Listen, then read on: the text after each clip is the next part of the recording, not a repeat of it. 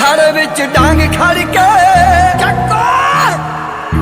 ਉਹ ਖਾੜੇ ਵਿੱਚ ਡਾਂਗ ਖੜ ਕੇ ਉਹ ਤੇ